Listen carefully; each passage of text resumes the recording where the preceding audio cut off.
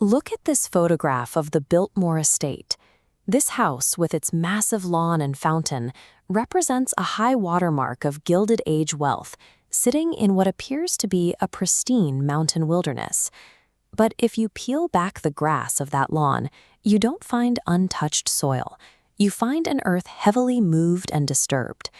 This vintage photograph shows a landscape Vanderbilt wanted to project as an empty wilderness. In reality, this valley is a palimpsest, a place written over multiple times by authors whose names were scrubbed from the official record.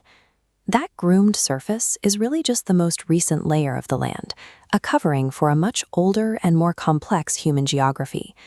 To find the history missing from the estate's brochures, descendant community members and students at UNC Asheville formed the 828 Digital Archives.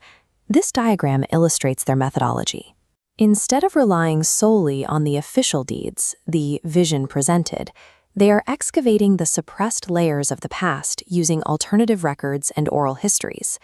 To find the truth of this geography, we have to look past the surface and dig downward into the stratigraphic layers of the people who lived here first. At the deepest historical layer, centuries before any Gilded Age mansion was built, this land was a bustling central hub for indigenous peoples. Excavations at sites like the Biltmore Mound and Garden Creek show that these early communities gathered Appalachian mica and crystal quartz to craft sacred objects. The sheer volume of mica processing identifies the region as an industrial node at the center of a massive trade network. Those lines trace the movement of goods hundreds of miles away, appearing as offerings in major Hopewell ritual centers across the Ohio River Valley. Over time, the way people lived here changed. The early earth lodges gave way to the more stratified societies of the Pisgah and Qualla phases. Look at this photograph. These large earthen structures, like the Niquosi Mound, supported elite townhouses and served as physical and spiritual centers for tribal councils. This valley was a highly organized ceremonial center for centuries before it was ever fenced off as a private estate.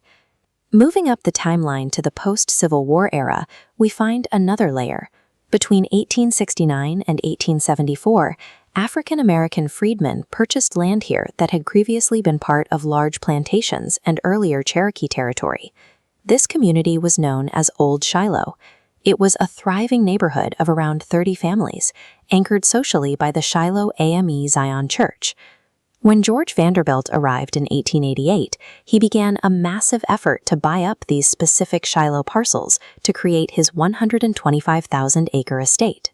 Rather than just accepting a payout, community leaders like Reverend William Logan stepped in to lead the negotiations with Vanderbilt's agents.